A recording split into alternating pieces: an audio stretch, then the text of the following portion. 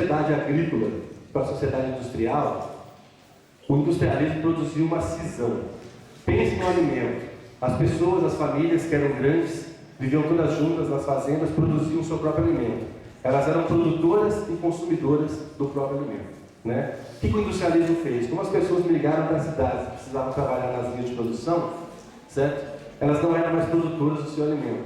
Então o industrialismo produziu uma divisão, colocou o intermediário no meio, entre o produtor e o consumidor. Pensem nisso na produção e circulação de informações. Como que a gente produz e faz circular as verdades sobre os fatos do mundo de uma sociedade industrial, né? É aí que entra o rádio e a televisão.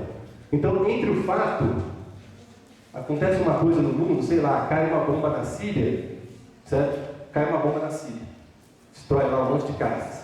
Entre esse fato e você, que vai saber desse fato, existe o intermediário, que no caso da mídia moderna é a mesma instância, é a Rede Globo, é a BBC. Ela produz a notícia sobre o fato e faz chegar até você e a todo mundo da mesma forma, né? É o que eu chamei aqui de grande mídia monopolista privada, que não é minha, na verdade, é do... Eu esqueci o nome agora, não entendi. Isso foi na época da reeleição do Lula. Ela é grande por quê? Pensem numa mídia moderna, como a Rede Globo, ou a BBC, ou uma grande emissora de TV do mundo. Ela é grande porque ela atinge muita gente, né? Todo mundo assiste televisão, né? Ela é monopolista porque ela consegue, porque ela chegou ao local primeiro, ou ela teve acesso à informação, ela consegue, e por causa de outros motivos que eu vou falar mais abaixo, ela consegue monopolizar aquele sentido. Ela vai dizer assim, olha, essa bomba caiu aqui provavelmente por causa dos terroristas islâmicos, fundamentalistas, que atiraram a bomba ali. Então ela consegue tentar fechar a interpretação daquele fato e passar para todo mundo a mesma interpretação. Por isso que ela tenta monopolizar o sentido ali, tá? E ela é privada, obviamente, porque ela não é pública, né? Ela tem dono, ela é uma empresa, tá? Bom, aí é que entra a parte bacana, gente. Por que a mídia consegue fazer isso? Tá? Por que ela conseguiu fazer isso no industrialismo e na modernidade? Ela conseguiu fazer isso por causa de uma concepção de língua bastante específica, que com certeza muitos de vocês aqui ainda acreditam nela, que é a seguinte: é uma ideia de língua homogênea, essencialmente estrutural, descolada das relações sociais e, portanto, abstraídas das relações ideológicas. Se eu entendo a língua, essa que a gente fala, né, como um lugar onde eu consigo produzir neutralidade, eu consigo utilizar a língua para dizer assim, olha gente, isso que eu estou falando aqui, tá, não sou eu que estou falando não. Estou sendo neutro, tá? Só estou passando para vocês a informação do que aconteceu. Podem acreditar em mim. Essa forma que eu estou falando aqui, né?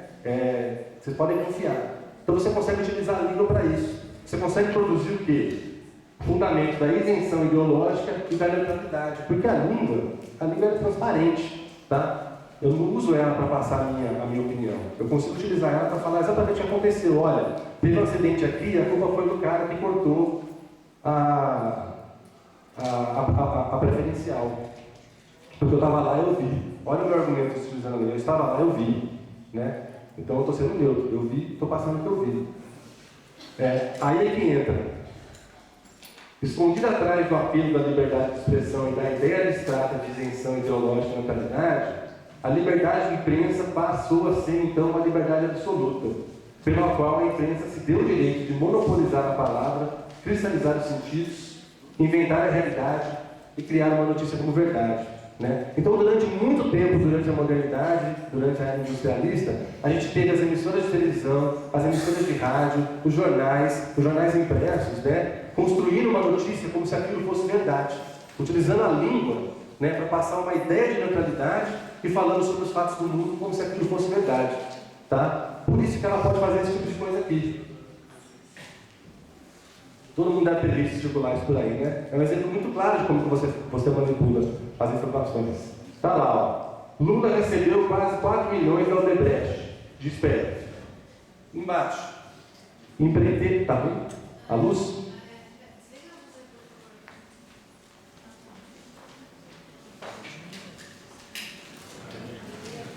Desculpe. Empreiteira doou 935 mil à Instituto FHC, a Ponta Alta. E aí os quadrinhos explicam a manipulação, a estratégia linguística de como você manipula a informação. Lula, pessoa física. Instituto FHC, pessoa jurídica. Empresa com nome. Cadê? Empresa sem nome, empreiteira, não se sabe de quem foi, né? Lula é um agente, Lula recebeu quase, né? FHC é passivo, a empresa doou para a FHC. Diz PF, aqui você tem a fonte, gente. Olha como é que você constrói a neutralidade. Você cita a fonte, foi a PF que diz, gente. Não sou eu que estou dizendo, não. Foi a Polícia Federal. Né? Aqui aponta laudo. Laudo de quem? Não tem a fonte. Né? E a foto do Lula e a foto do FHC. Né? Tem uma diferençazinha assim. Bom, por que isso aqui? Para mostrar um pouquinho como que, na modernidade, a imprensa, né, que, digamos, tinha o poder da maior parte dos meios de comunicação, os jornais impressos, enfim, né, construíam as verdades utilizando a língua como instrumento para isso. Tá? Bom, a gente pode ver isso de forma muito clara nas eleições. Eu não sei se vocês viveram isso, mas eu vivi. Eu publicava uma coisa no Facebook, do site Brasil 247, um amigo meu que estava apoiando o Bolsonaro dizia assim, mas isso aí é do Brasil 247, é um site esquerdista. Aí ele publicava uma informação defendendo o Bolsonaro do Estado de São Paulo, do Estadão. Aí eu falava assim, mas essa informação é do Estadão. Como é que você vai acreditar na informação do Estadão? Ou seja, acreditar em quem durante as eleições? Na Globo, no antagonista, no Brasil 247, na Carta Capital. Eu não sei se vocês entenderam, mas a gente viveu nessas eleições, assim, um completo carnaval da manipulação da informação, como a gente nunca viu antes, e eu achei ótimo. Vou ser bem sério para vocês. Achei ótimo, por quê? Porque, finalmente, a gente entendeu que não existe neutralidade. Todo mundo está com uma intenção. Todo mundo quer falar uma verdade. Todo mundo quer dizer alguma coisa. Né? Tanto a gente que, sei lá, compartilha mamadeira de piroca, quanto o Brasil 247, que quer defender o Haddad, ou, sei lá, o Estadão, que quer defender o Bolsonaro. Não tem mais neutralidade. Né? Então, se a gente está num vácuo, se falta referência, né? Se a gente não liga mais para o autor, se a gente não liga mais para a fonte, quem que é a fonte? A gente acredita em quem? E aí que a gente vai chegar na internet. Tá? Em quem que a gente acredita, gente? A gente acredita naquele que compartilha. Na nossa tia do WhatsApp que manda bom dia, boa tarde, no nosso primo, que é bolsominion, na nossa irmã, que é petralha, sei lá, a gente acredita no nosso pai, na nossa mãe, que finalmente resolveu compartilhar alguma coisa de política, a gente acredita naquele que nos é próximo, né? A gente estava conversando aqui, né, Bruno? Então, assim, mas, né, todo mundo é dono da verdade, né? Você, assim, não sei se já viu circular isso pelo Facebook, pelo WhatsApp. Você não é intelectual, você não é um artista, você não é um crítico, você não é um poeta, você só tem acesso à internet, né? O que você está dando opinião sobre as coisas aí? E aí vem a fala do Humberto Eco, né? Que diz assim, vai falar sobre todas as pessoas que falam sobre tudo no Facebook, no WhatsApp, na internet, né? Os imbecis, né? Normalmente os imbecis eram imediatamente calados, mas agora eles têm o mesmo direito à palavra de um prêmio Nobel. Então, para o Humberto Eco, antes das redes sociais, os idiotas da aldeia tinham direito à palavra em um bar depois de uma taça de vinho, sem prejudicar a coletividade. E completou que o drama da internet é que ela promoveu o idiota da aldeia portador da verdade. E aí eu vou discordar do colega e dizer assim, que bom. Eu acho muito melhor assim. Eu acho muito melhor que a gente viva num mundo em que a gente sabe e que a gente dá o direito à palavra para todo mundo e todo mundo tem direito de dizer o que quiser. Agora, o que a gente vai fazer com essa informação é uma outra questão. Mas eu prefiro um mundo em que todos nós aqui, eu posso saber de todos vocês aqui que vocês pensam sobre o Lula, sobre a Dilma, sobre o Bolsonaro, do que eu saber só o que o William Bonner pensa sobre a Dilma e sobre o Bolsonaro. Eu prefiro muito mais saber lá no grupo do meu bairro, né, como as pessoas são, pelo que elas compartilham no grupo do bairro do WhatsApp, do que eu não saber do lado de quem eu estou morando. Eu acho muito mais interessante o mundo em que o idiota da aldeia foi promovido ao portador da verdade. É muito interessante porque não existe neutralidade, a gente já viu isso, né? Não adianta mais confiar na Rede Globo, no Brasil 247. É muito mais interessante que todos nós saibamos que todos nós temos intenções, que todos nós achamos que somos donos da verdade. É óbvio que isso cria uma crise muito complicada, mas eu acho muito mais interessante. Por quê? Porque é isso, né? A grande mídia monopolista privada do industrialismo, para mim, está morrendo, cada vez mais, está cada vez mais agonizante. Ela já quase morreu, na verdade, né? Se vocês forem se lembrar, na reeleição do Lula, tinha um cara lá na Avenida Paulista com cartaz assim: Rede Globo, a gente não acredita mais em você. Por pouco. Ela não morreu, né? Ela sobreviveu, ganhou nova vida nos últimos 5, 6, 10 anos. E para mim está nascendo aquilo que eu chamo de pequena mídia dialógica do cotidiano. Ela é pequena porque ela está restrita aos nossos grupos, né? Os nossos grupos fora das redes sociais, da internet, eles se ampliam um pouquinho com as redes sociais, mas ainda assim eles não se ampliam tanto. Ela é dialógica porque não tem jeito, a gente vai ouvir todas as opiniões de todos os tipos, né? A gente está ali para dialogar mesmo, não tem como fugir disso, não adianta fugir do grupo, né? Sair do grupo WhatsApp, não, né? O mundo vai estar quebrando pau do mesmo jeito, não adianta você sair do grupo não, o mundo vai estar pegando fogo do mesmo jeito.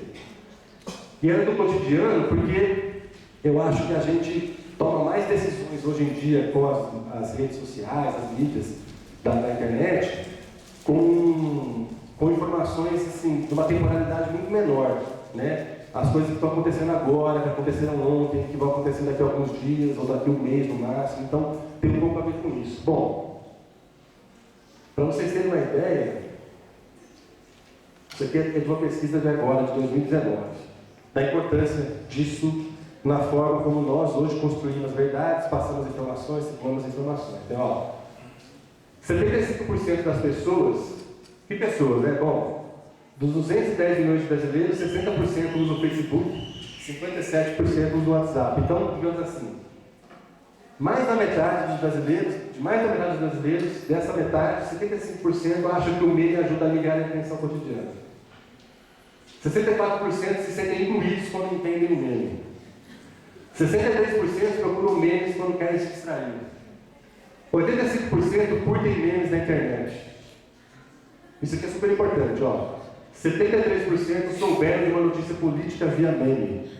Gente, é muita gente que só sabe sobre política via meme. Tá? 66% se sentem bem informados quando entendem o meme. E meme, né, para além da mamadeira, lá que vocês viram, é um negócio extremamente complexo. Não sei se alguém fala sobre isso aqui, né? Mas é tão complexo como uma charge, né? Você consegue sintetizar uma briga política em um meme. Né? E assim, hoje em dia, não é só o chargista que consegue fazer isso. Qualquer pessoa com uma ferramentazinha no celular consegue fazer uma figurinha e tirar sarro e sintetizar ali uma situação muito rapidamente. É isso que é interessante. Bom, aí vem. A partir do momento em que o Facebook imprime certa mudança em seu algoritmo, como a Regali falou de algoritmo, né? Como compartilhamento de link e passa a valorizar conteúdo autoral, a gente passa a identificar um certo aumento desse tipo de linguagem, meme textão. O que aconteceu, pessoal? Há uns bons anos atrás, quase 10, talvez um pouco menos, né? O Facebook tomou uma decisão, porque ele entendeu o que as pessoas estavam fazendo. Ele mudou o seu algoritmo para parar de chegar na timeline de vocês, que usam o Facebook, links que as pessoas compartilham na internet. Né? E para chegar mais coisas que os seus amigos mais próximos ou seus familiares mais próximos publicam. Então ele deu menos preferência às informações das mídias tradicionais para dar preferência às informações das mídias pessoais, da mídia dialógica do cotidiano. Ele fez isso. Tá? Bom, aí a gente teve o quê? Depois disso, eleições dos Estados Unidos, Cambridge Analytica, pegando os dados das pessoas do Facebook para mandar propaganda direcionada sobre o Trump. Vocês acompanharam isso, né? O pessoal de Informática e Sociedade estudou isso no semestre passado, certo? E no Brasil, né? Nossa STF, vergonhosamente, né? Dizendo que a prática de fake news já faz parte do processo eleitoral do Brasil. Não é coincidência, não estou dizendo que foi proposital, mas esse movimento todo das pessoas em direção a confiar naquilo que as pessoas que são próximas compartilham e não mais, né? Em notícias gerais. Bom, aí, para ir para a finalização da minha fala, né, vou falar um pouquinho sobre por que eu acho que isso está acontecendo, né? Como é que são as pessoas, que sujeitos somos nós hoje em dia que estamos vivenciando tudo isso e que fazemos isso aqui que eu estou tentando descrever, né, e desmembrar. Nós somos sujeitos que respondem, né, e somos responsáveis. Por quê? Porque diariamente, quando a gente interage no WhatsApp, no Instagram, a gente produz respostas. Vocês provavelmente não fazem isso diretamente, né? Eu vi uma imagem no WhatsApp e logo produzo uma resposta, escrevo alguma coisa, né? Mas eu estou dentro de mim ali construindo resposta para aquilo está fazendo parte da minha consciência, né? E me responsabilizo. Vocês sabem muito bem que se vocês compartilharem uma coisa na internet, vocês se responsabilizam por aquilo. Então, eu acho que a gente retornou um pouquinho essa sensação de que hoje nós somos sujeitos que nos responsabilizamos por aquilo que publicamos na internet. Então, quando eu compartilhei uma notícia falsa defendendo o Haddad nas eleições, um amigo meu me chamou a atenção e falou assim: olha, André, isso é falso. Eu fui responsabilizado por aquilo. Né? Então é isso. Nós somos sujeitos conscientes. E a nossa consciência, ela se materializa nos signos da língua que a gente utiliza para escrever na internet todo dia. Né? E os signos, né, a língua que a gente utiliza, a gente só utiliza ela no processo de interação. Então a consciência nunca é uma coisa que sou eu dentro de mim. Eu só consigo ter noção da minha consciência, de quem eu sou, quando eu estou no processo de interação. Vou tentar explicar isso um pouco melhor para vocês vão entender. Desse modo, nós somos sujeitos que somos incompletos. Eu não posso dizer assim de uma vez por todas: eu sou essa pessoa e sempre vou ser essa pessoa. Né? A partir do momento que eu estou no jogo internacional, eu vou mudando, né? Não tem jeito. Precisamente por quê, pessoal? Porque essa é a parte mais difícil da fala que eu vou tentar fazer agora. Conforme eu estou falando aqui com vocês, como é que eu tenho noção de quem que eu sou, da minha consciência, quem eu sou? Eu olho para a cara do meu colega aqui e ele está olhando com uma cara super estranha, uma cara esquisita assim. Esse olhar que ele está direcionando para mim me diz um pouco quem eu sou.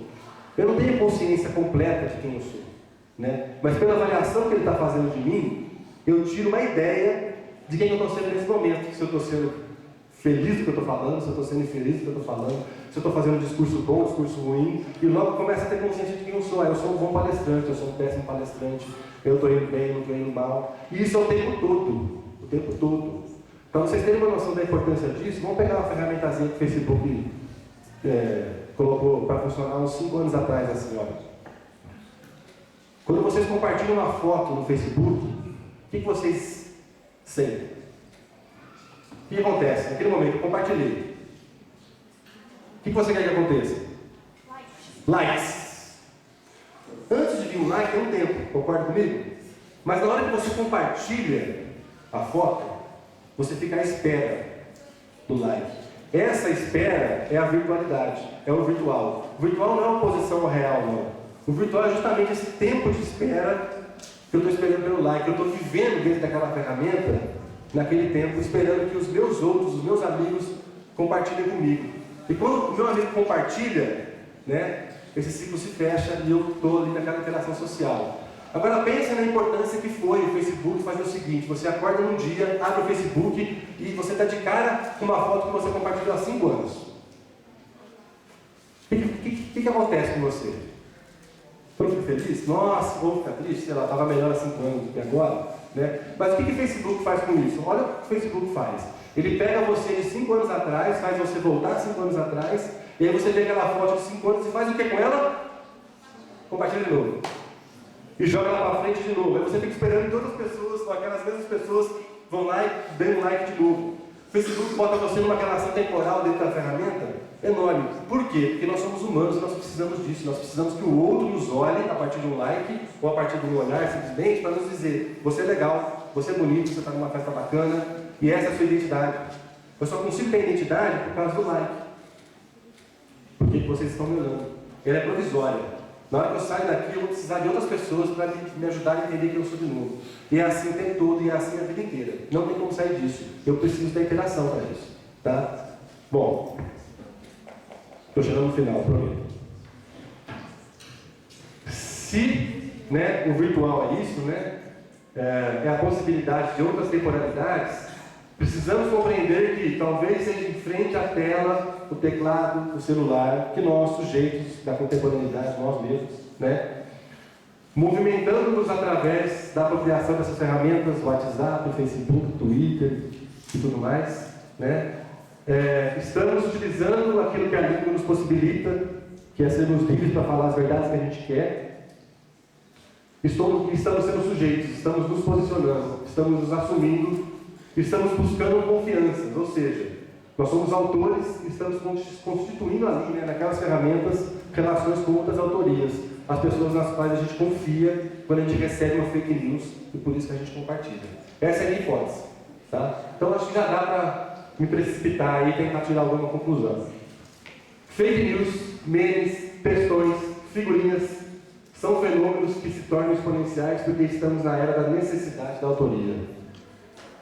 O mundo moderno se foi, as mídias modernas se foram, a gente não confia mais em nenhuma delas. A gente precisa de gente nos dizendo o que é verdade e o que não é verdade. Nós precisamos confiar, precisamos de autoria. Quem está dizendo aquilo? Ah, é meu primo, confio.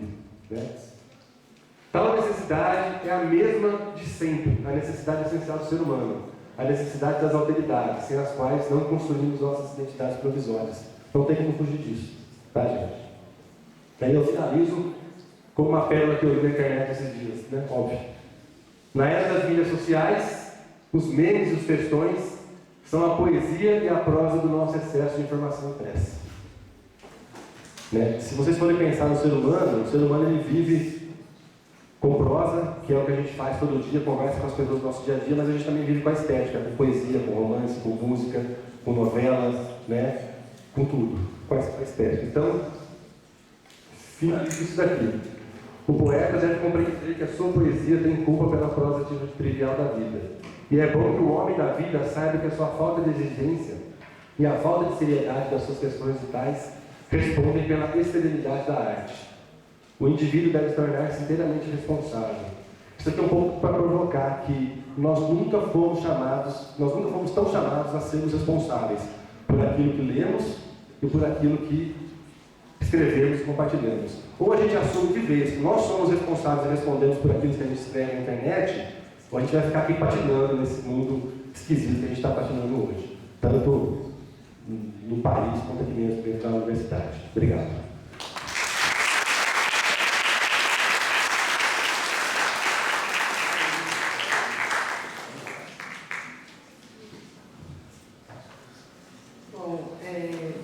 Agora vamos ouvir o professor Carlos. Obrigado, Carol, pelo convite de tudo, né? Prazer aqui estar completar a banca, a mesa. Eu fiz umas anotações aqui, não sei exatamente se vou seguir, mas vou tentar. Sim, com a luz melhor. Obrigado, André. É um prazer conversar com vocês aqui. Eu tenho a dizer que a minha contribuição aqui, um pouco da reflexão sobre leitura e sobre o nosso papel enquanto leitor e como a gente é esse leitor dessa era que chamam de era digital, né? Bem, eu tenho certeza que me avaliariam muita gente, a grande maioria, como um bom leitor. Isso tem a ver que eu sou um profissional do texto, antes de tudo, né? Isso tem a ver que eu trabalho com texto há algum tempo. Sobre o meu currículo eu não falei, né? No início que era para falar, mas eu falo agora. Mas eu sou da linguística também, assim como o colega André aqui do lado. Professor de português pelo UFMG, com doutorado também em linguística, com pesquisa sobre interação em ambiente digital. Bom, enfim, eu comecei a colocar então que, inicialmente, considero-se que uma pessoa como eu seja boa leitora, sobretudo que trabalha com texto, né? E algumas coisas que a gente espera de um bom leitor, por exemplo, é entender que texto se constrói a partir dos contextos, né? Contextos históricos, exemplo de que o Alessandro começou a comentar aqui. Outras questões ideológicas a respeito da neutralidade, por exemplo, como o André Couve também comentou aqui, né? Também deve-se ter conhecimento de estratégias linguísticas necessárias, né, para a comunicação, dentre outros detalhes, né, que são detalhes que não deveriam passar despercebidos, que a gente espera que nos ajude realmente a fazer uma leitura mais próxima da realidade do mundo, né? Bem, mas apesar disso tudo, e apesar de eu ter esse currículo, e apesar de eu ter essa experiência, em 2013 eu fiz um texto. E para vir falar aqui na mesa com vocês também, eu resolvi voltar lá nesse texto. para avaliar se todo o meu background, então, né, realmente me ajudava a ser um bom leitor do mundo, né? A minha surpresa é que o mundo mudou demais, muito além do que eu esperava. E eu diria hoje que o meu texto lá de 2013, que por um acaso chamou-se Quem é Livre no Facebook, que foi uma mesa que eu participei também de um congresso nacional sobre educação, software livre, lá no FMG, em 2013, no primeiro semestre. Aí no meu texto aqui sobre o que é livre no Facebook, eu questionava a política de privacidade do Facebook, questionava as questões de liberdade, como a rede social, né, pretendia fazer uso desses dados e estratégias de fazer com que o usuário nem passasse, na verdade, pelo termo de uso de dados. Bem, aí fazendo essas reflexões, lá em 2013, eu citava exemplos, por exemplo, que poderia ser problema dos usos dos dados das pessoas, né, já que quando a gente entra no Facebook, de acordo com o próprio termo de uso de dados, lá de 2013, falava que a gente disponibilizava desde o IP, outras informações poderiam ser acessíveis, eles davam exemplos de quais. Na época, os exemplos que estavam lá, eu posso até ler aqui. Lá no termos de uso do Facebook tinha assim, nós recebemos dados do computador, do telefone celular ou outros dispositivos que você usa para acessar o Facebook, incluindo quando diversos usuários conectam através dos mesmos dispositivos. Isso pode incluir seu endereço de IP e outras informações sobre coisas como seu serviço de internet, localização, o tipo, incluindo identificadores de navegador que você usa ou as páginas que você visita.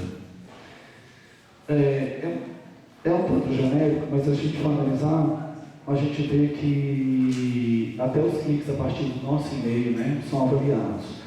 Mas mesmo sabendo disso tudo, mesmo eu tendo aberto o termos de uso, de dados de uso, não ser aquela pessoa que não abria, que só dava concordo em termos de uso e ia para frente.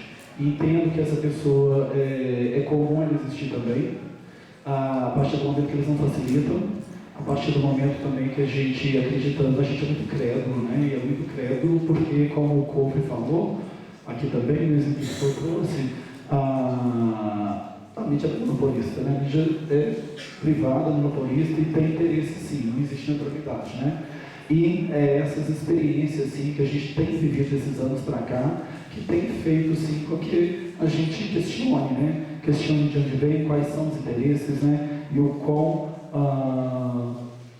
neutro, né, são essas mídias, são essas pessoas que nos trazem informação, são os intermediários da informação, né?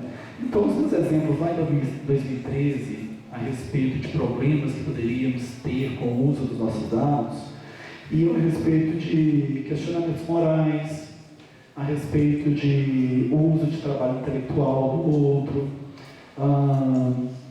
a respeito de consumismo, por exemplo, e ainda sobre a preocupação com o leitor, que eu achava que o termo devia vir de outra forma e tal, né?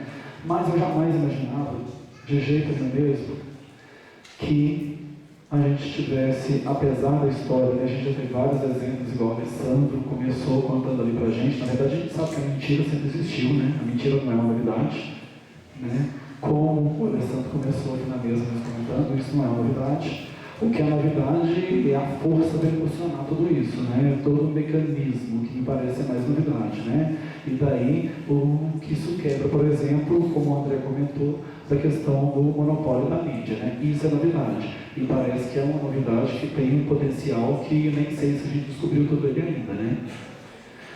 Bem, as coisas que já aconteceram, o André também já comentou algumas coisas, né? Como o Brexit, que, para quem não sabe exatamente do que se trata, é um acordo para o Reino Unido, né, sair da União Europeia, que está na mídia diariamente, e está na mídia diariamente porque ele foi aprovado lá em 2016, nós estamos em 2019, e tem se mostrado um tanto inviável, pelo menos difícil de negociar politicamente, enfim. E teve o escândalo, sim, da Cambridge Analytica, também citado pelo Clover, né? Onde mostra claramente que foram usados muitas fake news, muita mentira lá no Brexit de 2016. Em 2016 também a gente tem a eleição dos Estados Unidos, né? Que até hoje tem desdobramentos legais, inclusive. Um outro fator também que acontece em 2016, que muda esse paradigma de entendimento da mentira como um potencial muito diferente do que a gente conhecia até então, é o reconhecimento da palavra pós-verdade lá pelo dicionário de Oxford, como uma verdade construída, uma pseudo-verdade, né, construída muito mais a partir de opiniões do que de fatos. O que vai dialogar diretamente com a questão da autoria que o André estava aqui falando, né? Pela opinião você vai pela pessoa, você não vai pela fotografia da coisa ou pelo vídeo, né? Tanto que a gente vê muita justificativa o tempo inteiro, né? O vídeo fala isso sim, mas ele foi cortado, né? Mas a foto não estava direito. Mas ele não quis dizer isso, ele falou isso, mas ele já tinha falado aquilo, foi só no momento, né? A gente vê muito esse tipo de reflexão. Depois disso, a gente tem a questão das eleições do Brasil em 2018, né? Que independente de quem... independente de quem a gente tinha votado, porque eu não votei numa maneira de piroca. Mas, o que eu ia comentar aqui é que, igual também o André já trouxe, né?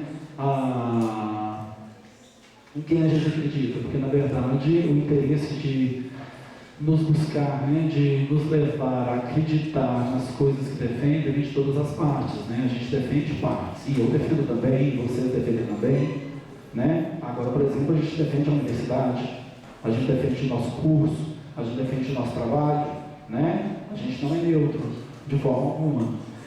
Mas, enfim, nas eleições de 2018, por exemplo, saíram coisas na mídia como que havia 43% de robôs lá na BBC, que saiu isso, na BBC Brasil. 43% de robôs na campanha do Bolsonaro eleito, e o Haddad ficava para trás, mas também tinha uma porcentagem alta de robôs, quase 30%, 28%. Eu me lembro também que na DIC-14 teve uma porcentagem registrada grande de robôs nas eleições trabalhando, desde espalhando fake news até espalhando todas as notícias que agradavam o público próprio e tal. Mas o que aconteceu também, né, é que naquela época o Aécio Neves e o PSDB continuam com os robôs na mídia, que é o que a gente vê hoje, né, gente? A gente vê hoje ainda trabalhando robôs na mídia sobre questões, por exemplo, da desvalorização da universidade, para falar que a universidade tem balbúrdia, né? A gente vê robôs sendo noticiado quase que diariamente, trazendo esse tipo de notícia, né? Ou seja, são as brigas morais, ideológicas, inclusive econômicas, e todas elas têm interesse econômico, eu acho que no final das contas, né? Nós estamos falando aí de um país colonizado, né? Nós estamos falando de exploração, né? Que mais? A BBC também trouxe que no impeachment, lá em 2016, 3 das 5 notícias que saíam no dia do impeachment, na votação na Câmara, 3 das 5, ok? Nós estamos falando de 60% das notícias eram falsas, ok? Eram falsas. Enfim, com essa porcentagem de notícias falsas, que leitura de mundo realmente a gente está fazendo? Como é que nós seremos melhores leitores? Concordo de novo com o Bruno, com o André, meu colega aqui do lado. A gente só vai ser melhor leitor praticando. Portanto, sim, é positivo que a gente descubra que estavam mentindo para a gente, né? É muito positivo, na medida que a gente pode se educar a partir disso. Mas é claro e evidente que eu estou falando de uma esfera pessoal onde eu posso ter bastante autonomia, né? E lembrando que e falando aí da autonomia, nem a nossa população toda, nem 50%.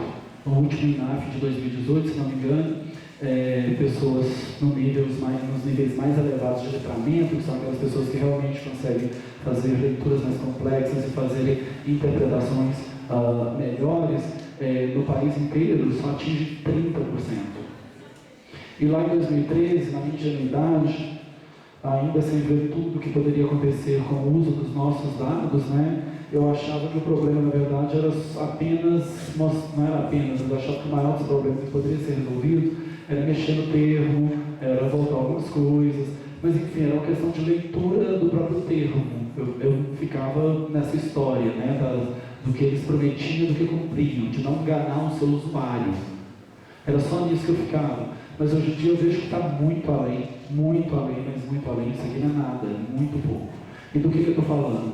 Eu estou falando dessa história, né, de acreditar mais na opinião, e daí usa os entes familiares, e usa isso a partir de máquinas poderosíssimas, a exemplo de, bem, lá nos Estados Unidos, no Brexit, parece que foram utilizados com maior força o Facebook, aqui no Brasil já o WhatsApp.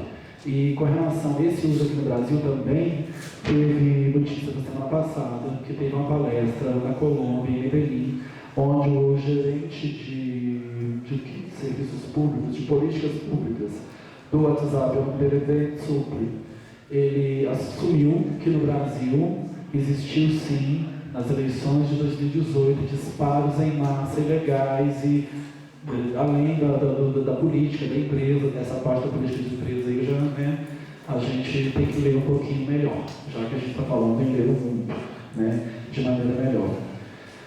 Então, enfim, na medida que a gente começa a descobrir que realmente a prioridade não existe, que a gente começa a descobrir que utiliza a língua da pior maneira, e pior ainda, que usa as pessoas mais frágeis, que um detalhe dessa passagem toda, né, de fake news para construir opiniões públicas, né, a favor das políticas que querem implementar, normalmente eles atacam as pessoas mais frágeis. Eu não falei que era só 30% da população brasileira que tem um letramento de níveis maiores, mais avançados? Pois é, na verdade eles vão sim, na tiazinha do WhatsApp, eles vão sim, na avó, vão sim naquelas pessoas que não se engajam politicamente. Eles usam esses dados para criarem esses perfis, ok? Usam esses dados para criar esses perfis. Aliás, não para criar esses perfis, mas para mapear esses perfis. E daí fazerem as suas campanhas totalmente direcionadas, né? E pensando nisso, eu só tenho de novo entender que o resultado de começar a entender isso, de ver que a gente é enganado, não poderia ser diferente. Não poderia ser diferente dessa decepção toda que a gente tem, não poderia ser diferente também deles engrossarem o caldo, né, e apelarem cada vez mais, que é o que me parece que vem acontecendo. E a fala do Humberto Eco, citada aqui pelo colega Procove, também parece uma fala complicada. Porque dá voz aos imbecis, né? Por que são esses imbecis? Pode ser a tia do Zap ou pode ser a gente, porque eu também já passei fake news. Eu também já caí no truque da fake news. O Cobre, que acabou de falar que ele também já caiu no truque da fake news. Portanto, esses idiotas imbecis podem ser qualquer um de nós. E a única maneira realmente da gente aprender a ler é praticando. E se a gente quer que os nossos níveis de alfabetização, de letramento, de conhecimento, de informação, de educação realmente melhorem e sejam efetivos na nossa vida, a gente realmente tem que dar a oportunidade de todos praticarem, inclusive os imbecis. Então é isso, gente. Obrigado. Aí essa é a minha contribuição.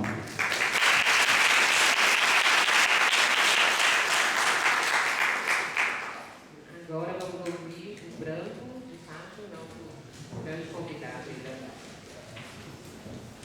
Olá, boa noite. Me escutam bem? Eu estou com a voz rouca hoje. Eu gostaria de começar a minha fala agradecendo à universidade que abriu as portas para esse evento. Agradecer a Carol, a professora Carol, que teve todo esse trabalho de organização, de convidar os outros professores para a mesa.